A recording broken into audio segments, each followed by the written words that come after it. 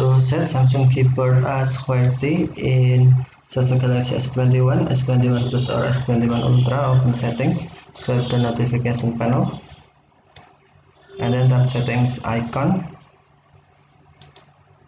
Scroll down settings screen, find general management, and then tap general management. Select Samsung keyboard settings, and then tap language and text. Select language you want to use in Samsung keyboard. For example, I use English, and then select QWERTY.